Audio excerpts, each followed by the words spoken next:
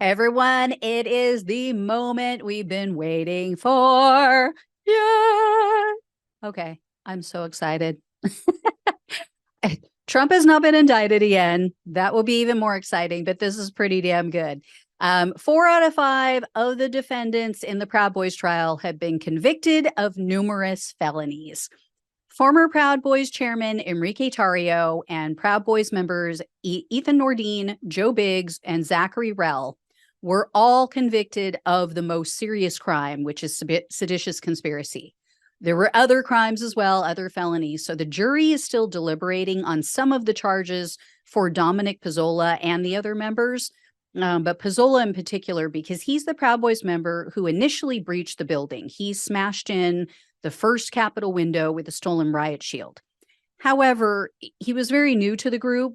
Pezzola had never even met most of his co-defendants before January 6th, and he had just joined the Proud Boys about 2 months before the Capitol attack. So they're, I'm assuming that's the sticking point on why they don't know if he was in on the conspiracy. But here's where the convictions stand at this time. Enrique Tarrio has been convicted of seditious conspiracy, conspiracy to obstruct an official proceeding, obstructing an official proceeding, civil disorder, destruction of government property, and conspiracy to prevent officers from discharging their duties. Ethan Nordean has been convicted of the same crimes: seditious conspiracy, conspiracy to obstruct an official proceeding, obstruction of an official proceeding, civil disorder, destruction of government property, conspiracy to prevent officers from discharging their duties.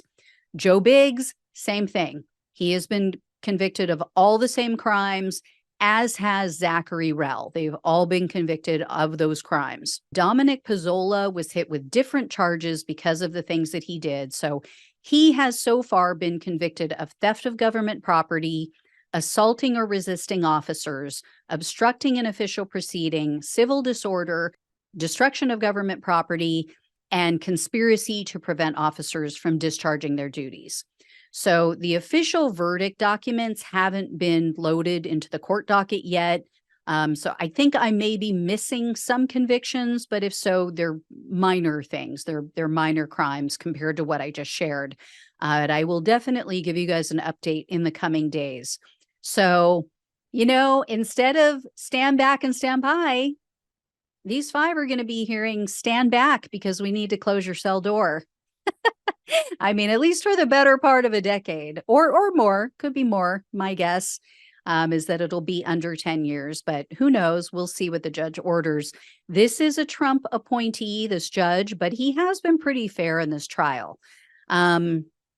Anyway, the judge ordered the jurors to continue deliberations. He said to go back, try to reach a consensus, especially on Pezzola's charges.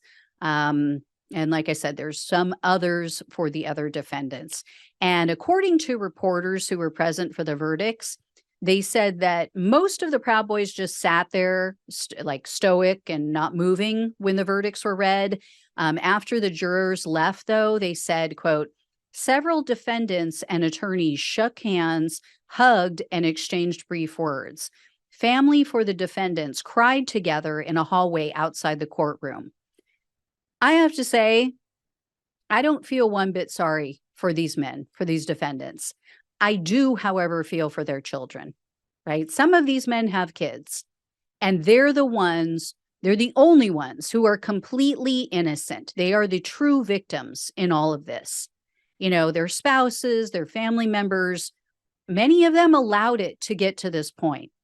They saw what the Proud Boys were doing, right? They saw for years that these people were out in the streets physically fighting with other people. They saw how they fell for Trump's election fraud fairy tales. So I have to assume they are either in agreement with them or they at least just said nothing. They didn't try to stop them. They didn't try to wake them up. And, these are the guys who kept saying, fuck around and find out, right? They put it on t-shirts. They put it on hats. I guess they're finding out, right? You found out. You're gonna learn today. And I hope they try flashing their little white supremacist hand gesture in prison, because then they'll find out even more. Anyway, I will let you guys know when I hear more, but it is a good day for justice. It is a very good year for justice in this country. If you can hear that right now, like that, that's the chickens. They're coming home to roost. So anyway, I'll let you know. Thank you guys so much for watching and listening. Please like this video, share it with others. Please subscribe if you have not already. There's a lot of you watching who have not subscribed. It truly helps. And if you can donate, it helps even more to keep the show going. So love you all. Take care. I'll talk with you soon.